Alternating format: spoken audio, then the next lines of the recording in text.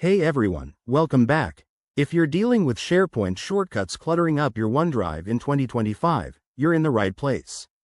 These shortcuts can make your OneDrive feel messy, especially if you're trying to keep things organized for work or personal use.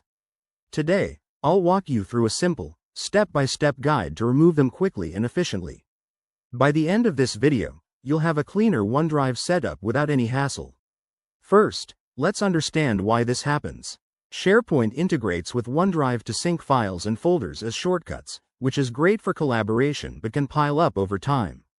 To start, make sure you're logged into your Microsoft account and that OneDrive is running on your computer. Open File Explorer. That's the folder icon on your taskbar, or search for it in the Start menu. Step 1. Navigate to your OneDrive folder.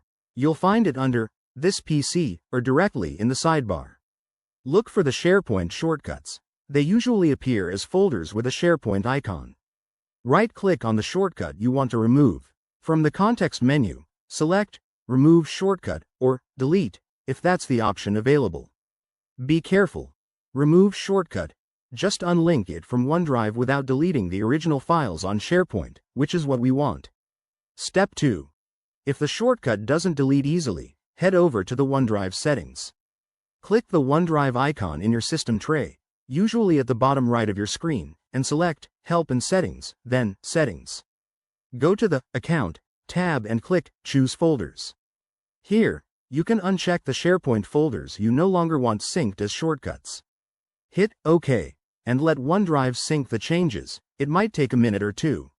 For extra tips, if you're using the OneDrive web version, log into onedrive.live.com, find the shortcut in your files, and use the three-dot menu to remove it. Also, remember to empty your recycle bin if the shortcut lingers.